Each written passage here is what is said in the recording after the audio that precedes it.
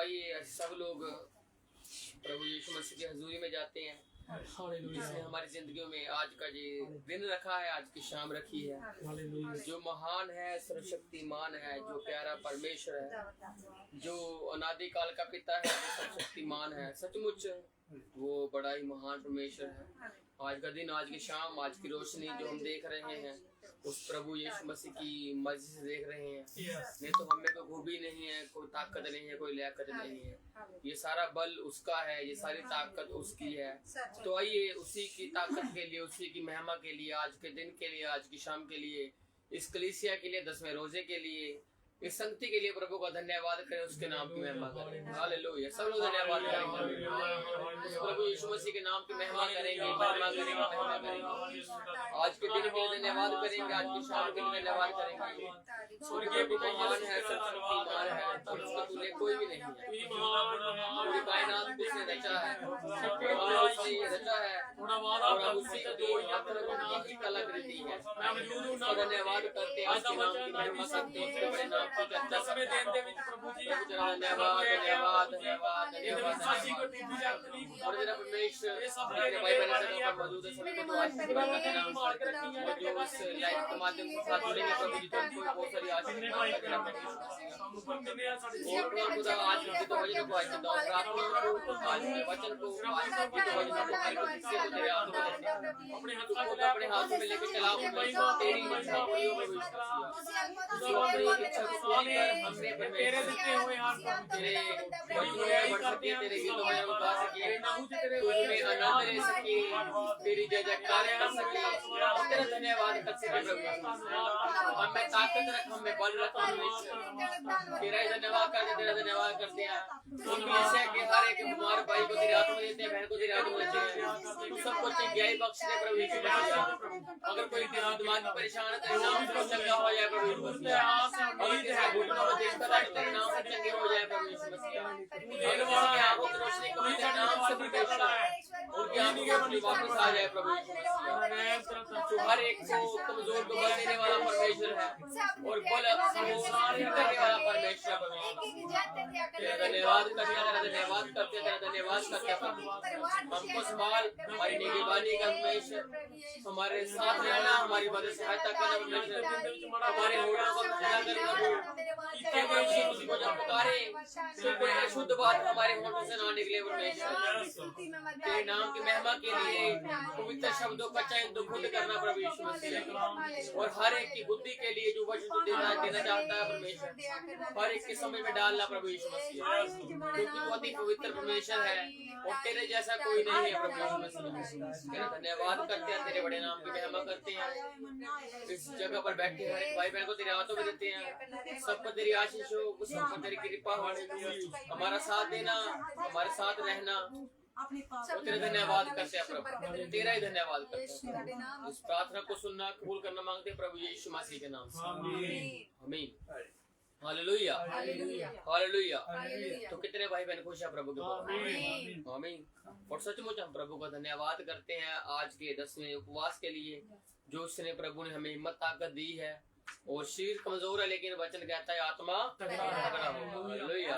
तो प्रभु का धन्यवाद करते हैं, प्रभु ने हिम्मत दी है, ताकत दी है। और जितने भाई बहन इस जगह पर मौजूद है, वचन को सुन रहे हैं, वचन को सुनेंगे, गीत भजनों में आनंद लेंगे, प्रभु का धन्यवाद करते हैं। और जो फेसबुक के माध्यम से साथ में जुड़ेंगे, प्रभु उनको भी आशीष दे, और जो बाद में भी समय निकाल कर उसको सुनेंगे, प्रभु उनको भी आशीष दे। तो आइए उस प्रभु की महिमा के लिए हम भजन गाते हैं। Hallelujah hallelujah. खुदा ਤੁਹਾਨੂੰ ਸਾਰਿਆਂ ਨੂੰ ਬਹੁਤ ਸਾਰੀ ਬਰਕਤ ਦੇਵੇ, ਆਮੀਨ। ਅਸੀਂ ਖੁਦਾ ਦੀ ਮਹਿਮਾ ਕਰਾਂਗੇ ਤਾਂ ਕਿ ਖੁਦਾ ਸਭ ਤੋਂ ਖੁਸ਼ ਹੋਵੇ। Hallelujah hallelujah hallelujah. तेरे मार खाने से यीशु मैंने शिफा पाई, हालेलुया। तेरे मार खाने से यीशु मैंने शिफा पाई है, तेरे खून बहाने से मिली मुझको रिहाई है, हालेलुया। तेरे खून बहाने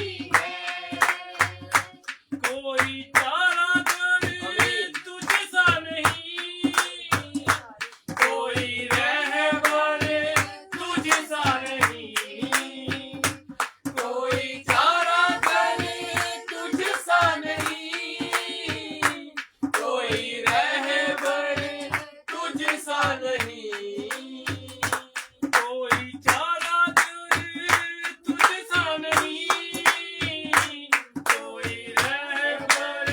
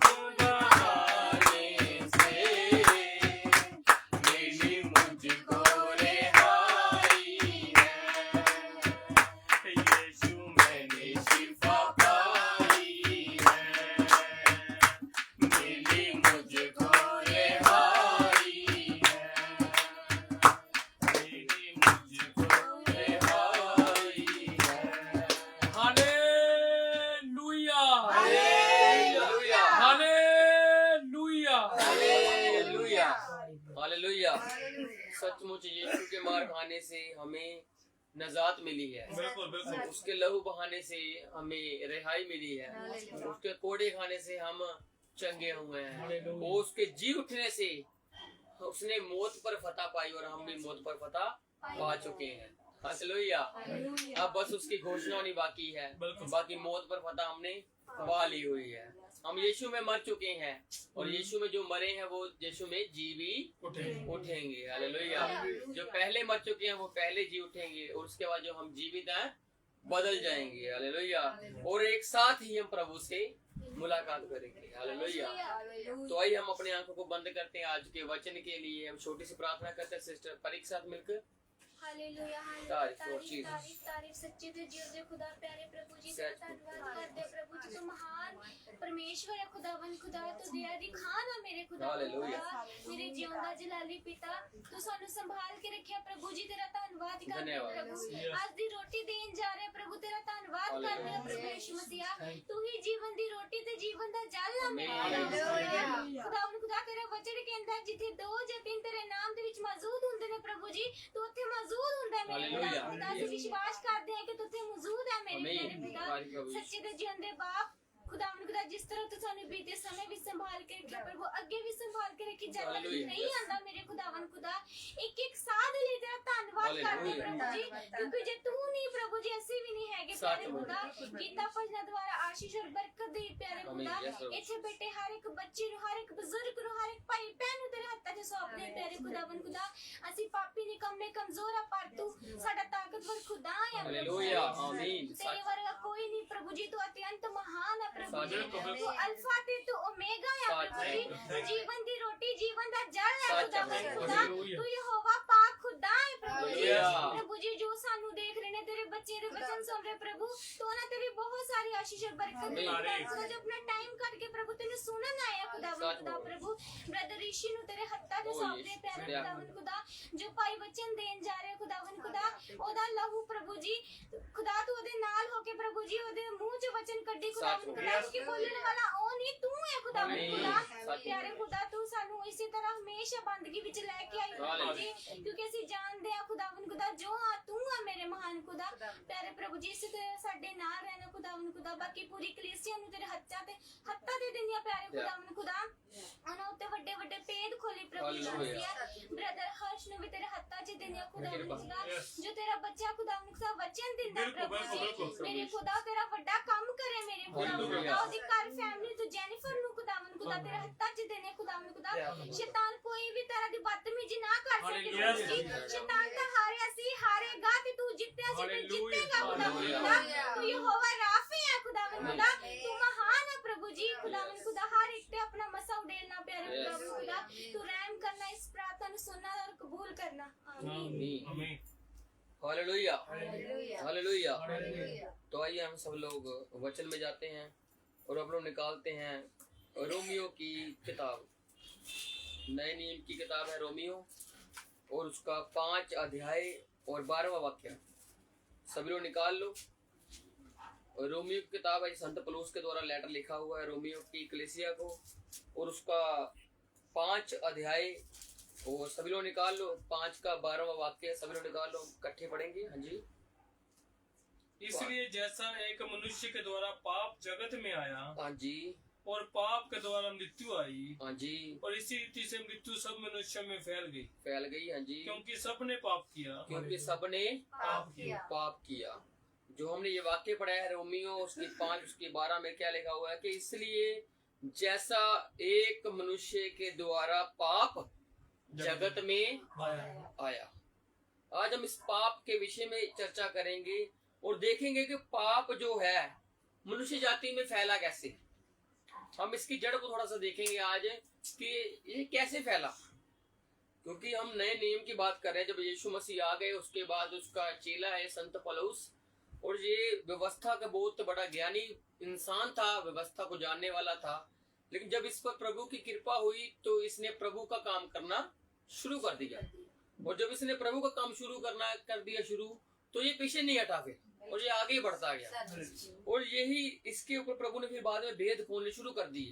कितने गहरे गहरे ये बातें लिखता है और ये रोमियो की पत्री को लिख रहा है। क्या लिख रहा है कि जैसे एक मनुष्य के द्वारा पाप जगत में आया और पाप पाप के द्वारा क्या आई? मृत्यु आई।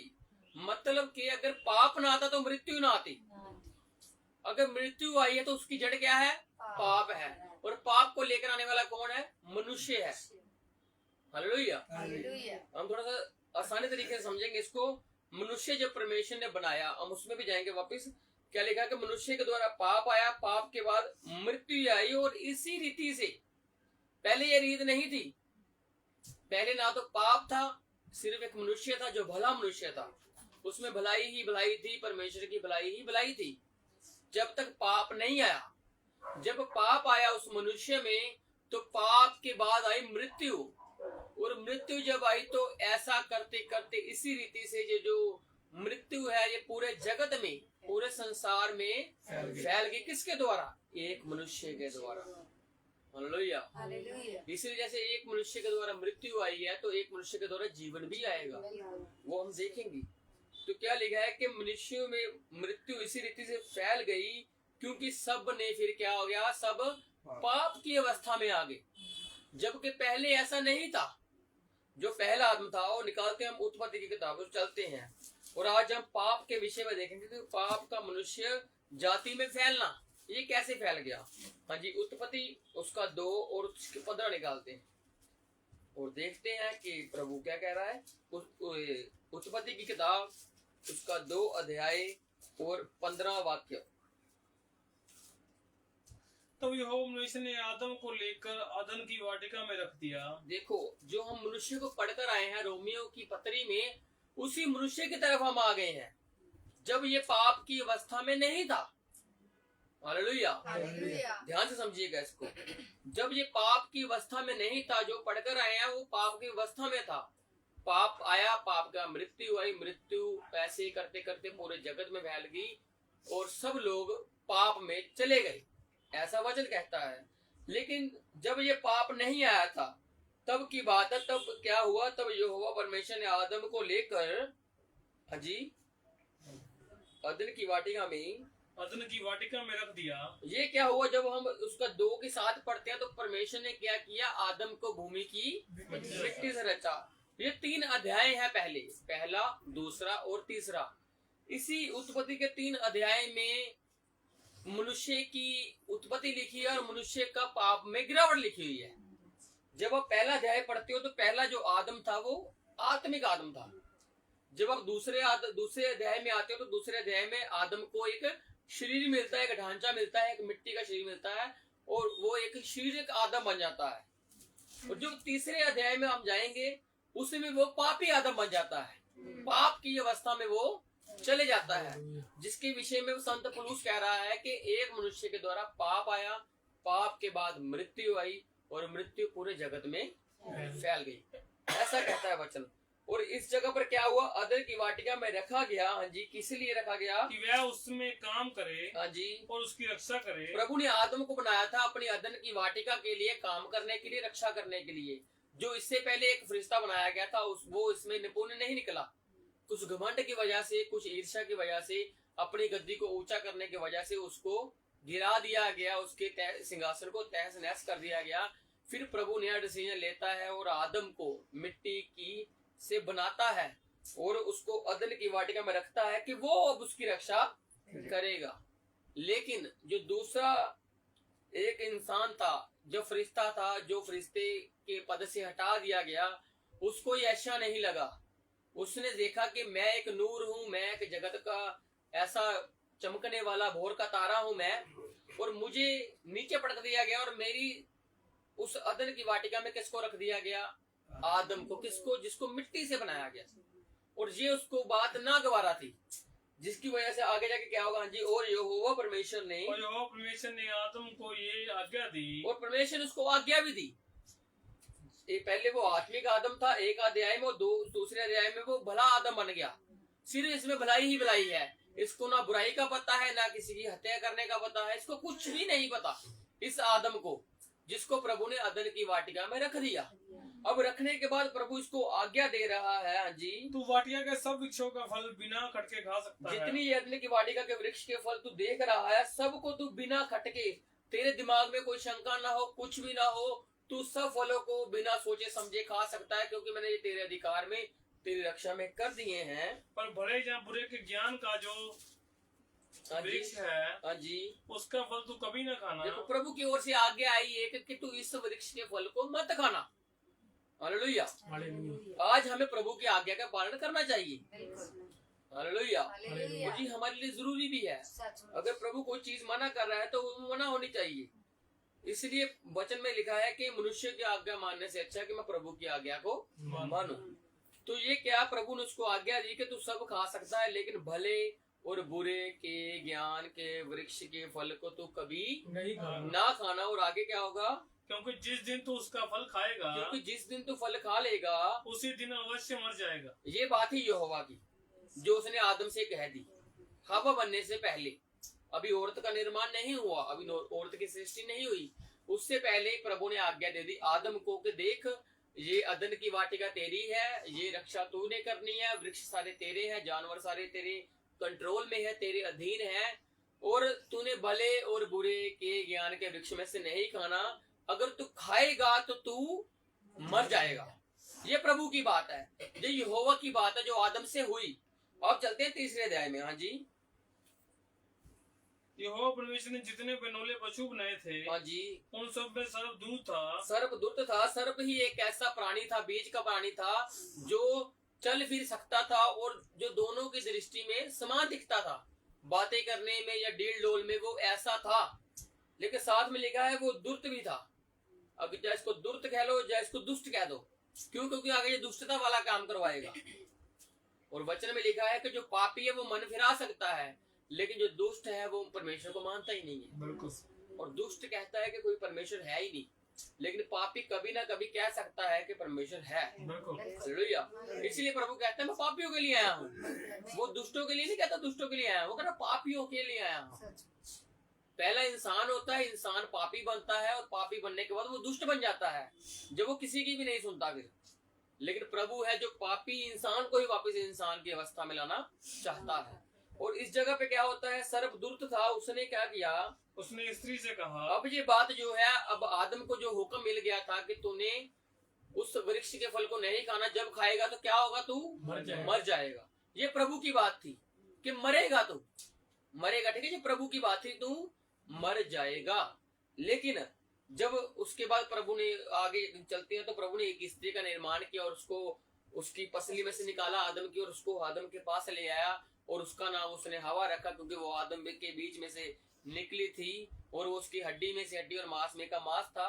और प्रभु ने उसको उसके संग रख दिया, और जो आज्ञा परमेश्वर ने आदम को दी थी, आदम ने आगे ही वो आज्ञा अपनी पत्नी को भी वैसे ही ट्रांसफर की, वैसे ही दी कि देखो प्रभु ने मेरे साथ ऐसे ऐसे बातें की हैं, जब मैं रचा गया, जब मैं बनाया गया, जब मैं रखा गया, तो प्रभु ने मेरे साथ ऐसी ऐसी बातें की हैं कि मुझे ये वृक्ष सभी खाने को मिले हुए हैं, लेकिन एक बीज का फल है जिसमें भलाई भी है और बुराई भी है, उसके बारे में प्रभु ने मना किया है।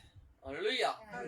इसलिए प्रभु हमें भला देखना चाहता है, वो चाहता ही नहीं है कि हम भले बुरे की तरफ जाएं, वो चाहता तुम भले ही बने रहो। हालेलुया। तुम्हारे में बुराई के लक्षण आने ही नहीं चाहिए। इसलिए प्रभु हमें मना करता है कि भलाई तुम में है, तुम्हें बुराई की तरफ नहीं जाना। देखने में तुम्हें वो भला लगेगा, लेकिन उसमें बुराई भी है। हालेलुया। इसलिए प्रभु हमें आगाह करता है कुछ चीजों से, कुछ बातों से, कुछ जिंदगी के तौर तरीकों से, कि वहां पर तुमको भलाई दिख रही है, लेकिन वहां पर बुराई भी है। हालेलुया। इसलिए प्रभु कहता है कम बोलो, क्योंकि तुमको लगता है ज्यादा बोलने से मेरा जो स्थान ऊंचा हो जाएगा, या मेरी बात ज्यादा माना जाएगी। लेकिन प्रभु कहता है जहाँ बातें ज्यादा होती है वहाँ पाप भी ज्यादा होता है, क्योंकि इंसान की जीभ फिसल जाती है किसी न किसी चीज में, किसी न किसी रीति में। इसलिए प्रभु बातों को कम करने के लिए कहता है। और क्या लिखा है कि जब यहोवा परमेश्वर ने स्त्री को बना दिया तो सर्प दुष्ट था, जो दुष्ट था, उसने स्त्री से कहा, क्या कहा, क्या सच है, हाँ जी, कि परमेश्वर ने कहा कि तुम इस वाटिका के किसी वृक्ष का फल ना खाना। हाँ, अब जो सर्प है वो परमेश्वर की बात को दोहरा रहा है और कह रहा है, क्योंकि हम क्या देख रहे हैं, पाप का मनुष्य जाति में फैलना। क्योंकि जो पहली आयत पढ़ कर आए हैं वो क्या पढ़ कर आए हैं कि एक मनुष्य के द्वारा पाप जगत में फैल गया और मृत्यु आई। और जब हम इस बात को पढ़ रहे हैं, तीसरे अध्याय से पहले पढ़ा था, तब तक पाप नहीं था, तब तक मृत्यु नहीं थी। आदम को प्रभु ने हमेशा का जीवन देने के लिए बनाया था। हालेलुया। आज भी हम इंसान हैं, आदम हैं। हम चाहे जितना मर्जी अच्छा खा लें, जितना मर्जी पी लें, जो कुछ भी कर लें, जिंदगी अच्छे तरीके से रह लें, अच्छे फ्रूट खा लें, अच्छी सेहत देख लें, लेकिन एक दिन हमको इस शरीर को छोड़ना है। लेकिन जब तक ये पाप नहीं था तब तक हमको इसकी चिंता नहीं थी। पाप आने के बाद हमको चिंता होने लगी कि हमने जीना है। लेकिन जब प्रभु ने आदम को बनाया था तब मृत्यु नहीं थी, तब पाप नहीं था। मृत्यु को लेकर आने वाला, पाप को लेकर आने वाला आदम खुद ही था, जिसकी वजह से मृत्यु आ गई। लेकिन आज इंसान सोचते हैं हम मरे ना, हम लंबा जिए। जो घर बनाए हैं, जो बड़े बड़े हमने महल बना लिए हैं, उसको हम छोड़ना नहीं चाहते हैं। और ये सोच जो है ये प्रभु ने डाली ही हुई थी पहले से ही कि इंसान मरेगा नहीं। लेकिन इंसान का मरना इंसान ने खुद ही ले आया अपने ऊपर, क्योंकि मनुष्य जाति में पाप आ गया। और पाप देखते हैं कैसे आया। हाँ जी, तुम इस वाटिका के वृक्ष का फल ना खाना। वो सर्प जो है, जो स्त्री को कह रहा है आकर कि देखो देखो शुरुआत कैसे होती है। प्रभु क्या कहता है, प्रभु ने आदम को बनाया, आदम के बाद उसने स्त्री को बनाया। और ये जो सर्प है, सर्प किसके पास गया? सीधा स्त्री के पास गया। वो आदम के पास नहीं गया, वो सीधा स्त्री के पास गया। और वचन कहता है कि जो स्त्री है वो निर्बल पात्र है, कमजोर पात्र है वो। और आज की दृष्टि में भी देखो तो वो कमजोर पात्र ही है। लेकिन वचन कहता है अगर पति पत्नी है तो एक दूसरे को संग लेकर आगे चलना है। उसको कमजोर जानकर उसको कहो कोई बात नहीं, तू कमजोर है लेकिन मैं तेरे साथ हूँ, मैं तेरा आदम, मैं तेरा सिर हूँ, क्योंकि मेरा सिर परमेश्वर है। हालेलुया। इसलिए आदम में से हवा निकली है और हवा का सिर आदम है और आदम का सिर परमेश्वर है। हालेलुया। और जब हम ऐसे ही स्टेप बाय स्टेप चलेंगे तो जो मनुष्य जाति का पाप है उसको हम थोड़ा सा क्लियर करते हैं, साफ करते हैं कि प्रभु क्या चाहता है हमसे। और क्या लिखा है कि फल ना खाना, जो सर्प कह रहा है जी। स्त्री ने सर्प से कहा, देखो बातें चल रही हैं। इसका मतलब जो सर्प था पहले बोलता था, अगर वो बातें सुन रही है तो उसके बराबर खड़ा भी हुआ है वो। और आमने सामने बातें चल रही हैं, क्योंकि वो वाटिका में चलता फिरता था, वो उनकी सुनते थे पहले भी, वो आज भी सुन रहे हैं। लेकिन आज वो जिस मंशा से आया था वो मंशा उसकी अलग थी, ये वो मंशा नहीं थी जो पहले मंशा जाता था। और क्या कहा स्त्री ने सर्प से कहा, इस वाटिका के वृक्षों के फल हम खा सकते हैं, फल हम खा सकते हैं, पर जो वृक्ष वाटिका के बीच में है, हाँ जी, उसके फल के विषय में परमेश्वर ने कहा है, हाँ जी, ना तुम उसको खाना, ना खाना और ना उसको छूना, ना छूना, नहीं तो मर जाओगे, नहीं तो मर जाओगे। प्रभु ने क्या कहा था? खाना नहीं है, नहीं तो मर जाओगे। लेकिन इसने क्या कहा? ना खाना है ना छूना है ना, एक अलग चीज इसने ऐड कर दी। ठीक है, ऐड होगी। उसके बाद इसने कहा मर जाओगी। जो प्रभु की बात है उसको ले आई बीच में, कि क्योंकि उसको आदमी ने बताया था कि ऐसा हो सकता है। और प्रभु की बात को इसने ऐसे ही सर्प को भी बता दिया। अब जो बात है सर्प की, हाँ जी, तब सर्प ने स्त्री से कहा, तुम निश्चय न मरोगे, तुम नहीं मरोगे। उल्ट बात आ गई परमेश्वर की। हालेलुया। प्रभु क्या कह रहा है? मरोगे। लेकिन सर्प क्या कह रहा है? नहीं मरोगे। प्रभु के वचन के उल्ट बात। और जब आप उल्ट बात पर विश्वास करोगे तो मरोगे ही मरोगे। हालेलुया। फिर दोनों पे डिसाइड होगा कि आप किसके हिसाब से मरोगे, यहोवा के हिसाब से मरोगे कि सर्प के हिसाब से मरोगे। यहां से शुरुआत होती है सर्प वंश की। सर्प वंश, आदम वंश, सर्प वंश और स्त्री का वंश जो है वो आगे जाकर यीशु मसीह के द्वारा आता है। हालेलुया। लेकिन हम जो आज बात कर रहे हैं मनुष्य जाति में पाप का फैलना। और ये जहाँ पर पाप की शुरुआत हो रही है वहां पर हम पहुंच चुके हैं उत्पत्ति में, पैदाइश में, जहाँ पर सब कुछ बताया गया है प्रभु के द्वारा। आकाश पृथ्वी की सृष्टि, सब कुछ, चंद्रमा सूरज कैसे बनाए गए, और आदम की सृष्टि कैसे हुई, हवा की सृष्टि कैसे हुई, और मनुष्य जाति में पाप कैसे आया। और यहाँ पर सर्प क्या कह रहा है? तुम निश्चय ना मरोगे, पर परमेश्वर आप जानता है, प्रभु भी जानता है कि जिस दिन तुम उसका फल खाओगे, जिस दिन तुम खा लोगे उसी दिन तुम्हारी आंखें खुल जाएंगी। ये देखो, इसने पहले कहा मरोगे, नहीं मरोगे। प्रभु ने कहा मरोगे, इसने कहा नहीं मरोगे। लेकिन इसके बाद उसने कुछ और कहा।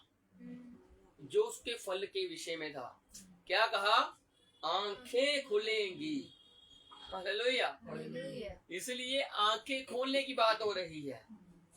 और जब कुछ आपको नया प्रकाशन मिलता है, नई चीज मिलती है, तब समझ जाना कि अगर प्रभु के वचन के उल्ट है तो आंखें तो खुलेंगी आपकी, लेकिन वो आंखें फिर आपको नंगापन महसूस कराएंगी, जैसे आगे जाके पता लगेगा, क्योंकि पाप आ गया। अभी पाप को लाने के लिए सुना जा रहा है। एक यहाँ से खाते हैं और एक कानों से भी खाते हैं, और अभी ये कानों से खा रही है। अभी मुंह से जब खाएगी तो, क्योंकि बहुत सारे लोग इस फल के विषय में उलझन में है, लेकिन इस फल के विषय का भेद बताने वाला अंतिम समय का नबी था जो भाई ब्रैनम, उन्होंने बताया इसके विषय में, सर्प के वंश के विषय में, वननेस गॉड के विषय में, एक प्रभु के विषय में। हालेलुया। उसको बताने वाला कौन था? भाई ब्रैनम, जो 7वीं कलीसिया का दूत था, नबी था, और जिसके वसीले से अंत समय का पैगाम इस जहान पर आया, पूरे वर्ल्ड पे आया। हालेलुया। और उसकी सेवकाई में है, और प्रभु यीशु मसीह से वो बाहर नहीं था, और उसने कोई बाहर बात नहीं की, और वो वचन में ही रहा। और उसी की वजह से हम जान पाए कि स्त्री का वंश, सर्व का वंश और आदम का वंश कैसे डिवाइड किया जाता है, एक परमेश्वर को कैसे माना जाता है, प्रभु भोज की रीति कैसे सही होती है।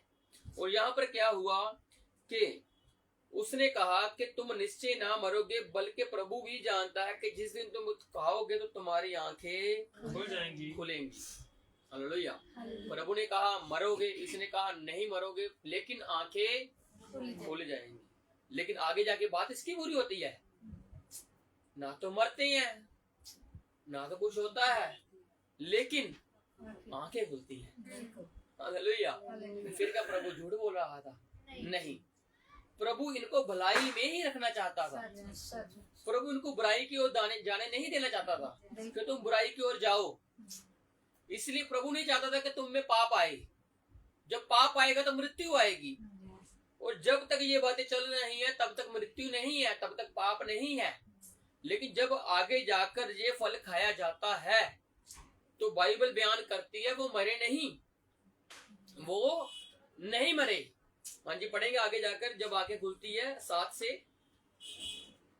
जब उसके बाद जब ये बातें चलती है तो जो हवा है वो फल लेकर खा लेती है। सबसे पहले आंखें किसकी खुली? हवा की। हालेलुया। पहले हवा की आंखें खुली, उसमें समझ आ गई भलाई भी है बुराई भी है। उसके बाद आदम को दिया।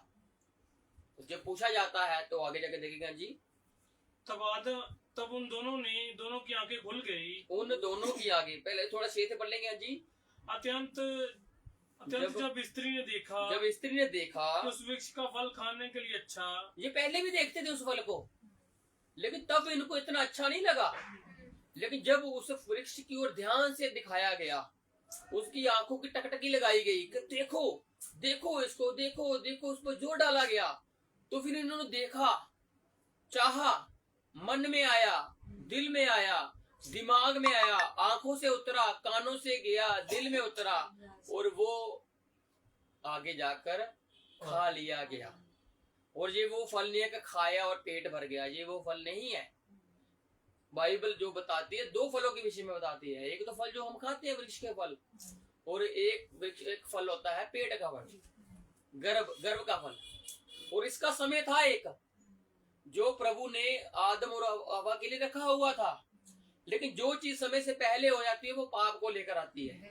जो इस जगह पर हुआ, प्रभु ने उनको हमेशा का जीवन देना था, लेकिन उस हमेशा के जीवन से पहले ही कुछ हो गया, जिसकी वजह से क्या हुआ? हाँ जी, उसने देखा और खाया, अच्छा लगा उनको, उस वृक्ष का फल खाने के लिए अच्छा, और देखने में उसके मन को भाया, और बुद्धि देने के लिए चेंज हो गए। देखो कितनी चर्चाएं हैं, पहले भी चर्चाएं नहीं थी होती, लेकिन जब सर्प के द्वारा इसकी चर्चा की गई तो उसने जान लिया। हाँ जी, तब उसने उसमें से तोड़कर खाया, और अपने पति को भी दिया। लेकिन ये पहले फल खाया गया सर्प के साथ, पहले फल ये आदम के साथ नहीं खाया जा रहा।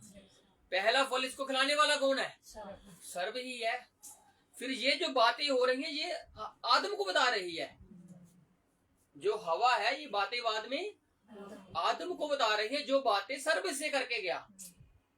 जब सर्प के द्वारा इसको फल खिला दिया गया, जब वो बात हो गई, जब मिलन हुआ, मिलन के बाद जब बातें होती हैं, तो उसके बाद ये बातें, वही बातें हवा उससे कर रही है।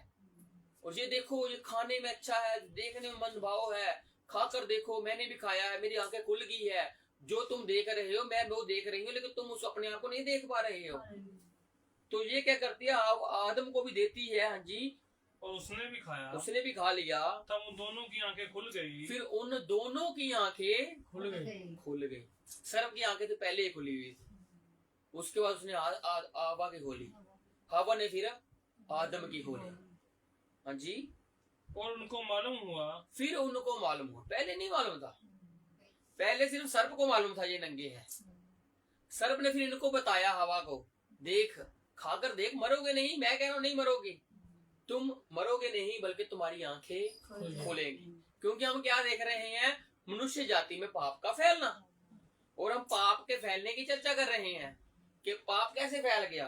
और उसने क्या किया कि देखो फल को खाओ, हाँ जी, कि वह नंगे हैं। उन्होंने क्या देखा कि हम नंगे हैं, इसलिए उन्होंने अंजीर के पत्ते जोड़ जोड़ कर, हाँ जी, पर लंगोट बना लिए, अपने लिए खुद ही कपड़े बना लिए। प्रभु के कपड़े उतर चुके हैं, हालेलुया। जो बाप ने, जो यहोवा परमेश्वर ने उनको वस्त्र दिए थे, वो उतर चुके हैं आज्ञा टूटने से, हालेलुया।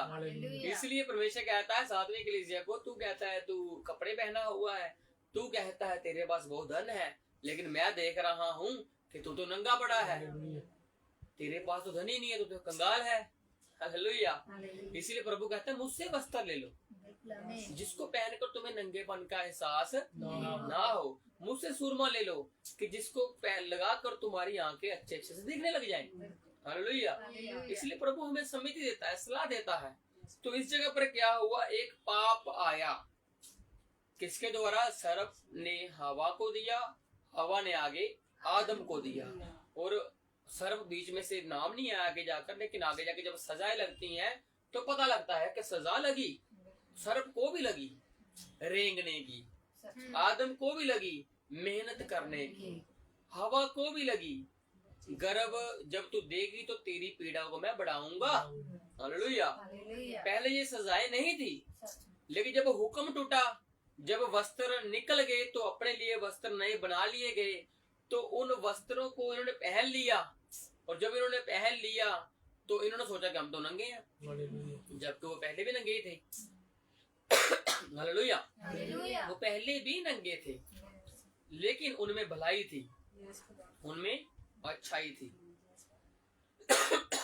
लेकिन वो परमेश्वर की भलाई को छोड़कर उस फल की खाने की चाहत को देखकर उनमें फिर क्या आ गया, आगे पाप आ गया।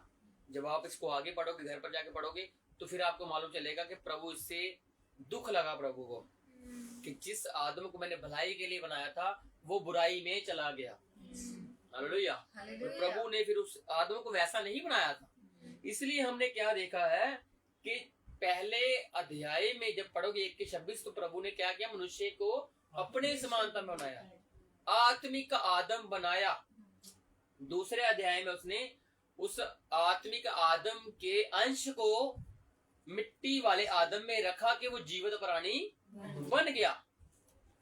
पहला आदम, पहले दया वाला कौन सा आदम है, आत्मिक, दूसरे वाला शारीरिक भलाई वाला, अच्छा, लेकिन तीसरे में उसमें बुराई आ गई, पाप आ गया, मृत्यु आ गई, और वो मृत्यु पूरे जगत में फैल गया। हम उसी आदम से निकले हुए थे और पूरे जगत में मृत्यु फैल गई, हालेलुया।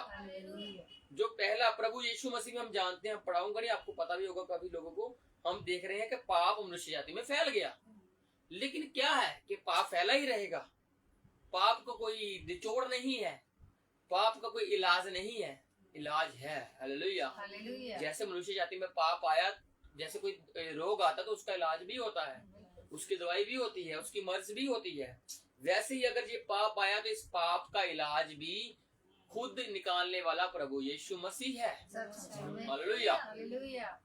क्या हुआ फिर, जो यीशु था, जब यीशु आया वो आत्मिक भी था, वो पहले अध्याय वाला भी था, और वो शारीरिक भी था, हालेलुया। वो पहला अध्याय भी लेकर आ रहा है और वो दूसरा अध्याय भी लेकर आ रहा है, लेकिन वो पापी नहीं था। हालेलुया। वो तीसरे अध्याय में गया ही नहीं। वो तीसरे अध्याय में आया क्यों? हालेलुया। वो पहले में भी था, दूसरे में भी था, लेकिन उसको तीसरे अध्याय में क्या की क्या जरूरत पड़ गई? उस पापी आदम को, हालेलुया, यीशु मसीह ने क्या किया? हमारे लिए क्या किया? हमको वापस उस अवस्था में लेके जाने के लिए।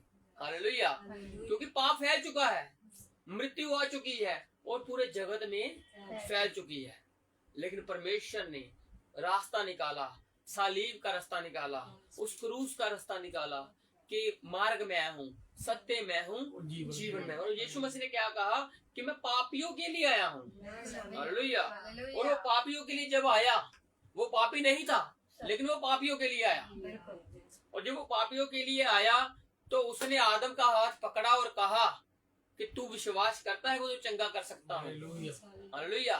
तू विश्वास करता है कि मैं मुक्ति दाता हूँ? तू विश्वास करता है कि जो मूसा ने सांप लटकाया था वो मैं हूँ, और मनुष्य का पुत्र भी ऐसे लटकाया जाएगा, और जो उसकी ओर दृष्टि करेगा वो चंगा हो जाएगा?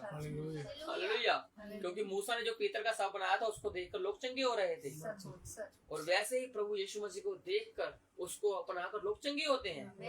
हालेलुया। पहला आदम था वो पाप में चला गया, लेकिन दूसरा आदम पाप में आया, मतलब पाप में जन्मा नहीं, पाप के लोगों में आया और पापियों को बचाकर शारीरिक आदम की दृष्टि में ले गया, मतलब भलाई की दृष्टि में ले गया। हालेलुया।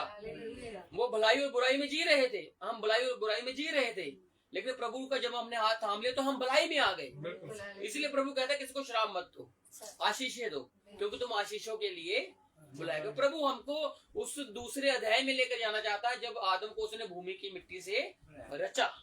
वो हमको तीसरे अध्याय से बाहर निकालना चाहता है, वो हमको बुराई से बाहर निकालना चाहता है, वो हमको पाप की अवस्था से बाहर निकालना चाहता है, और कहना चाहता है कि ए आदम, ए मेरे बेटे, ए मेरी बेटी, बाहर आ, मैं तुझे शारीरिक आदम में लेकर जाऊंगा, जब उसमें पाप नहीं था और जब उसमें बुराई नहीं थी, उसमें सिर्फ भलाई ही भलाई थी। हालेलुया।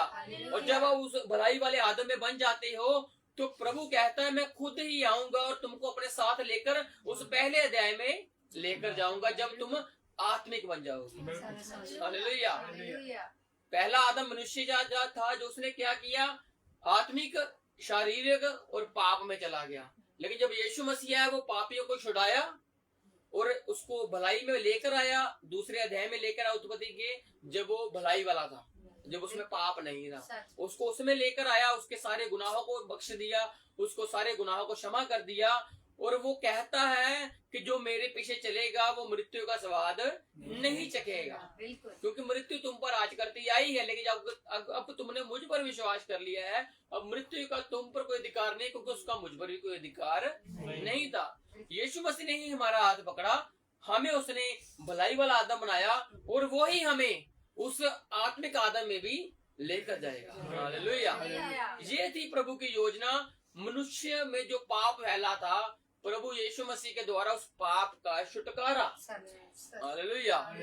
आपको पापों से निकाल कर भलाई में लेकर आना, और भलाई में से निकाल कर अपने आत्मिक शरीर में लेकर जाना, जिसमें तुम सबसे पहले रचे गए थे। उत्पत्ति के बनाए जाने से पहले, आदि से पहले, जब प्रभु की तुम सोचों में थे, प्रभु आपको वहां पर लेकर जाना चाहता है। तुम उसकी सोच में कैसे थे? हालेलुया। इसलिए वो कहता है कि मैंने तुमको चुना है। हालेलुया। पहले आदम ने क्या चुना? अपनी हवा की बात। हवा ने क्या चुनी? उस सर्प की बात। आंखें खुलेंगी। आज भी बहुत सारे लोग कहते हैं कि हम आंखें खोल देंगे, हमारे पास आइए, हम बातें करते हैं ऐसे, हमारे पास ज्ञान है ऐसा, लेकिन ज्ञान आंखें ही खोल सकता है। वो आपको पाप में फिर लेकर जा सकता है। अगर बचना है, अगर छुटकारा चाहिए तो प्रभु यीशु मसीह के पास आ जाइए। वो आपको पाप से निकालेगा, भलाई में लेकर आएगा, और भलाई के बाद उसने ही कहा है कि मैं ही आने वाला हूँ। तुरी भी मैं फूकूंगा, संदेश भी मैं दूंगा, और मुर्दे जी उठेंगे, और जो जीवित रहेंगे वो बदल जाएंगे। हालेलुया। और वचन कहता है मैं इकट्ठे ही बादलों पर प्रभु को साथ मिलेंगे। हालेलुया।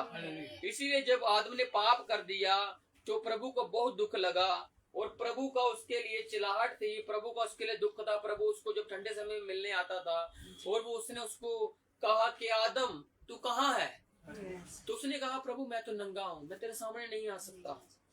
फिर प्रभु कहता है बेटा मेरा जी नहीं लगदा गमदा है सूरज मगदा, बेटा मेरा जी नहीं लगदा गमदा है सूरज मगदा, एक सी ओ भी नहीं लभदा आदम तू किथे है, आदम तू किथे है, आजा तू किथे है, हाय आदम तू किथे है, आदम तू किथे है, आजा तू किथे है, हाय सीने खूब जान वाला तीर बन गया है, कंधे उत्ते लगी हुई तस्वीर बन गया है, सीने खूब जान वाला तीर बन गया है, कंधे उत्ते लगी तस्वीर बन गया है। परमेश्वर कह रहा है मैं मोड़ ले आना फिर तो ए बाग सजोना तेनू, मैं मोड़ ले आना फिर तो ए बाग सजोना, इत्थे तू मुड़ के आना आदम तू किथे है, आदम तू किथे है, आजा तू किथे है, हाय बेटा मेरा जी नहीं लगदा गमदा है सूरज मगदा, बेटा मेरा जी नहीं लगदा गमदा है सूरज मगदा, एक सी ओ भी नहीं लभदा आदम तू किथे है, आदम तू किथे है, आजो तू किथे है, हाय हालेलुया। धन्यवाद परमेश्वर तेरा, हमें तूने ढूंढ लिया प्रभु और हमें तूने उस बाग अदन में वापस ले आया। हम जान गए प्रभु कि तू ही सच्चा परमेश्वर है और तेरे में ही भलाई है, तेरे में ही सच्चाई है, तेरे में ही करुणा है, तेरे में ही दया है। मुक्ति का दाता तू है, जीवन का जल तू है, जीवन की रोटी तू है, स्वर्ग का दरवाजा तू है, अल्फा तू है, ओमेगा तू है, राजाओं का राजा तू है, परम प्रधान परमेश्वर तू है, यहोवा यीरे तू है, यहोवा राफा तू है, यहोवा शालोम तू है, हमें शांति देने वाला तू है प्रभु। तेरा धन्यवाद करते हैं प्रभु कि तूने हमें पाप के कीचड़ से निकाल कर वापिस उस भलाई वाले आदम में ले आया और हम विश्वास करते हैं तू उस भलाई के बाद हमें तू अपने उस स्वर्गीय देह में भी लेके जाएगा परमेश्वर, क्योंकि तूने कहा है जो मुझ पर विश्वास करता है वो मर भी जाएगा तो फिर भी मैं उसे जीवित कर लूंगा। धन्यवाद करते हैं, धन्यवाद करते हैं। हम अपनी आंखों को बंद ही रखेंगे, स्वर्गीय प्रार्थना भाई लकी के साथ मिलकर करेंगे। आओ सारे अखाड़े बंद करिए, शरण चुकाइए। हे हमारे पिता, तू जो स्वर्ग में है, तेरा नाम पवित्र माना जाए, तेरा नाम पवित्र माना तेरा जाए, राज्य आए, तेरा राज्य आए, तेरी इच्छा जैसे स्वर्ग में पूरी होती है, जैसे स्वर्ग में पूरी होती है, वैसे पृथ्वी पर भी हो, वैसे पृथ्वी पर भी हो। हमारे दिन भर की रोटी हमारे दिन भर की रोटी आज हमें दे, आज हमें दे, और जिस प्रकार हमने अपने अपराधियों को क्षमा किया है, हमने अपने अपराधियों को क्षमा किया, वैसे ही तू भी हमारे अपराधों को क्षमा कर, तू भी हमारे अपराधों को क्षमा कर, और हमें परीक्षा में ना ला, और हमें परीक्षा में न ला, परंतु बुराई से बचा, बुराई से बचा, क्योंकि राज्य पराक्रम और महिमा सदा तेरे ही, सदा तेरे ही। आमीन। आपसे लेके परमेश्वर का प्रेम, उसकी संगति, उसका फजल हमारे साथ ऐसा ही बना रहे। आमीन। सभी को जय मसीह की। सब मिल सकते हैं।